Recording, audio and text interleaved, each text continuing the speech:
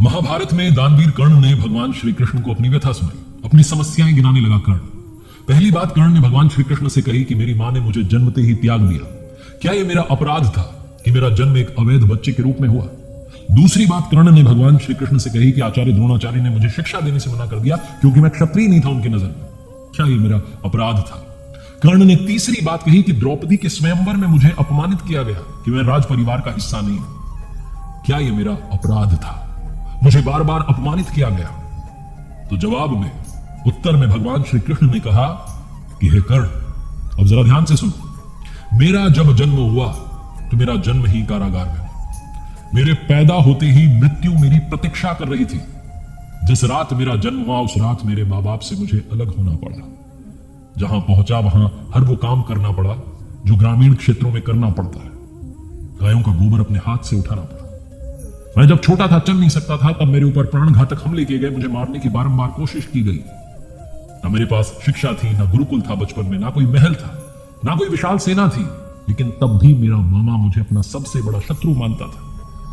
और जरासंध के प्रकोप की वजह से फिर मुझे यमुना पार से चलकर समुद्र किनारे द्वारका में जाकर बसना पड़ा, अपने परिवार को ले जाकर। मेरे भी जीवन में चुनौतियां लगातार रही, अन्याय होता रहा। जीवन में कितनी बार अन्याय हो रहा है ये महत्वपूर्ण नहीं है। जीवन में कितनी बार अपमानित किया जा रहा है ये महत्वपूर्ण नहीं है। महत्वपूर्ण यह है कि आप उस अपमान का, उस अन्याय का जवाब कैसे देते हैं। आपके पास कितना ज्ञान है जिसका आप इस्तेमाल करते हैं और इन सब चुनौतियों को पार करते हुए आगे बढ़ते हैं, क्योंकि जीवन तो भगवान का भी सरल नहीं था। श्रीमद् भगवद गीता, जो महाभारत के मध्य में युद्ध की शुरुआत से पहले भगवान श्री कृष्ण ने अपने सखा अर्जुन को 18 अध्याय 700 श्लोक के रूप में सुनाई, उस श्रीमद् भगवद गीता से 5 बातें आज मैं आपके लिए लेकर आया हूं। 5 श्लोक ऐसे लेकर के आया हूं जो गीता का सार समझाते हैं। पहली लर्निंग जिसके बारे में मैं बात करना चाहता हूं, हम सभी को पता है कि भगवान के दर्शन कब होंगे, वो प्रकट कब होंगे, क्योंकि गीता में एक श्लोक है जिसे हम सब ने बचपन से सुना है और याद हो गया है। यदा यदा हि धर्मस्य ग्लानिर्भवति भारत अभ्युत्थानम धर्मस्य तदात्मानं सृजाम्यहम्। चतुर्थ अध्याय का श्लोक नंबर 7 जो बताता है कि भगवान दर्शन कब देंगे, प्रकट कब होंगे। इसका हिंदी अर्थ निकालेंगे तो निकलता है कि जब जब धर्म की हानि होगी, जब जब अधर्म बढ़ने लगेगा, तब तब मैं अपने स्वरूप को रचने लगूंगा।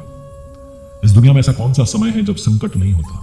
ऐसा कौन सा समय है जब अधर्म नहीं बढ़ता है? तो क्या भगवान प्रकट हो जाते हैं?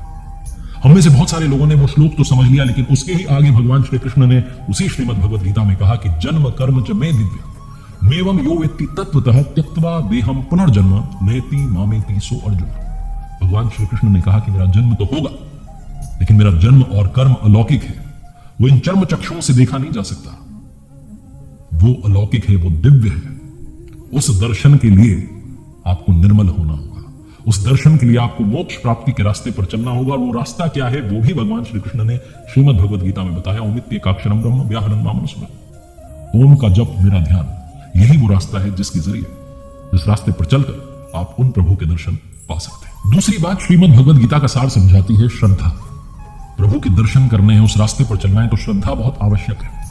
भगवान श्री कृष्ण ने चतुर्थ अध्याय में श्लोक 39 में कहा, श्रद्धावान लभते ज्ञानम तत्परः संयतेन्द्रियः ज्ञानम लब्ध्वा पराम शांति म चिरेणाधिगच्छति।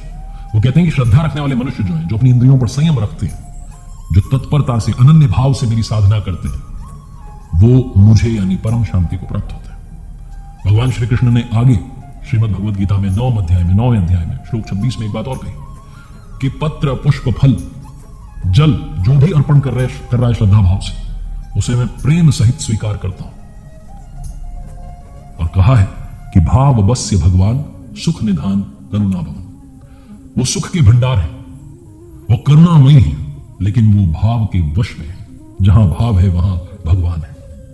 ये दूसरी जो लर्निंग है सिखाती है कि श्रद्धा के साथ, समर्पण के साथ उस परमात्मा की पूजा करना बहुत जरूरी है। जहां आपका भाव डगमगाया कि काम नहीं बन रहा है, कहीं और चला जाता हूं, किसी और दरवाजे को खटखटाता हूं, वहीं सारा खेल गड़बड़ हो जाता है। इसलिए श्रद्धा में कमी मत आने देना। तीसरी बड़ी बात जो समझने वाली और सीखने वाली है श्रीमद् भगवद गीता में 6ठे अध्याय के 5वें श्लोक में भगवान श्री कृष्ण ने कहा, उद्धरेदात मनात्मानम नात्मानम वसाबियत आत्मेव ह्यात्मनो बंधुरात्मेव रिपुरात्मना।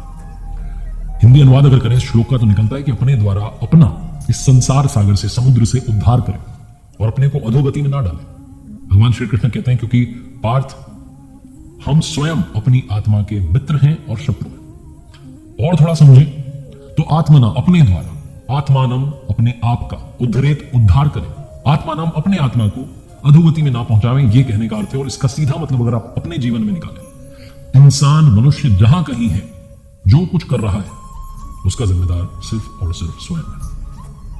हम अपने कर्म द्वारा अपनी नियति को निर्धारित करवाते हैं। हम ही अपनी आत्मा के सबसे अच्छे मित्र हैं और हम ही अपनी आत्मा के सबसे बड़े शत्रु। हम विकारों में फंस करके, मोह में, लोभ में, काम, क्रोध, इन सब में फंस करके अपने आप को गलत रास्ते पर ले जा रहे होते हैं। हमारी आत्मा को पता होता है कि हम गलत रास्ते पर जा रहे हैं, लेकिन चले जाते हैं उन विकारों के पीछे। हमारे पास ही ऑप्शन है कि हम अपनी आत्मा का सबसे अच्छा मित्र बने, सबसे अच्छा दोस्त बने और इस संसार सागर से पार चलें। पार चलने की प्रक्रिया क्या है, वो मैंने आपको पहली लर्निंग में अभी बताई। और चौथी बात आती है कि भगवान को सबसे प्रिय कौन लगता है, उनका सबसे प्यारा भक्त कौन है। तो ये भी उन्होंने बताया श्रीमद् भगवद गीता के 12वें अध्याय के श्लोक नंबर 15 में। उन्होंने कहा कि यस्मान्नो द्विजते लोको लोकान्नो द्विजते च यह हर्षामर्ष भयोद्वेग मुक्तो यह सच में प्रिया। कहने का मतलब ये है कि जिससे किसी को कष्ट नहीं पहुंचता हो, जो किसी के द्वारा विचलित ना होता हो, जो सुख में, दुख में, चिंता में, खुशी में, हर्ष में समभाव रहता हो, वो मुझे अत्यंत प्रिय है। भगवान श्री कृष्ण कहना चाहते हैं जो समभाव हो चुका है, जो प्रभु की मर्जी मान करके चल रहा है कि जो हो रहा है वो करवा रहा है, अपने आप को संभाव कर चुका है, वो भक्त मुझे प्रिय है। रियल लाइफ एग्जांपल लें तो हमें अपने व्यवहार से किसी को ठेस नहीं पहुंचने देंगे, हमारी बातों से कोई उदास ना हो जाए, हमारी बातों से कोई परेशान ना हो जाए, इतना तो हम कर ही सकते हैं। अपनी वाणी में संयम तो ला ही सकते हैं। लेकिन दुनिया में लोग कोशिश करेंगे आपको पिंच करने की, आपको गुस्सा दिलाने की, आपको क्रोधित करवाने की, आपसे उल्टा सीधा बुलवाने की, लेकिन उनसे बचना है। जब हम ड्राइव कर रहे होते हैं, सड़क पर होते हैं, रॉन्ग साइड से कोई चला रहा होता है, पी करके चला रहा होता है, धुन में चला रहा होता है, उससे अपनी गाड़ी बचाना, अपनी जान बचाना भी हमारी जिम्मेदारी है। बस इतनी सी बात है। और अंत में सबसे महत्वपूर्ण बात, जब आपको लगे कि सारे रास्ते बंद हो गए, अब तो कुछ समझ में ही नहीं आ रहा क्या करना है, तो इसका भी सलूशन दे दिया। 18वें अध्याय के श्लोक 66 में भगवान श्री कृष्ण ने कहा, सर्वधर्मान् परित्यज्य मामेकं शरणं व्रज अहम त्वाम सर्व पापेभ्यो मोक्षयिष्यामि मा शुचः। कहने का मतलब कि सभी धर्मों को छोड़कर के मेरी शरण में आ जाओ, मैं तुम्हें सभी पापों से मुक्त कर दूंगा, इसमें कोई संदेह नहीं है, कोई शंका नहीं है।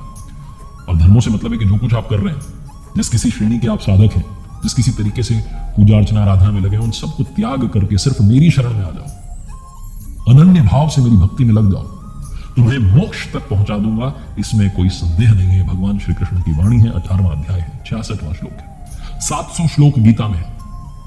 अगर आप रोजाना 5-5 भी पढ़ें तो बड़ा अच्छा, 10-10 पढ़ लें तो 70 दिन में आप एक बार गीता की आवृत्ति कर सकते हैं। और जितनी बार आप श्रीमद् भगवद गीता को पढ़ेंगे उतनी बार आप कुछ नया सीखेंगे, और जितनी बार आप पढ़ेंगे उतनी बार आपका मन करेगा उस रास्ते पर चलने का, और आप धीरे धीरे चलना शुरू करेंगे। और एक बार चलना शुरू कर दिया तो फिर पीछे मुड़ने की जरूरत नहीं पड़ेगी। अपने आप वो आपकी जिम्मेदारी, आपके योगक्षेम की जिम्मेदारी अपने कंधों पर उठा लेंगे। तो अगर आपको अपने जीवन में सही रास्ता चुनना है तो वो रास्ता श्रीमद् भगवद गीता में बताया गया।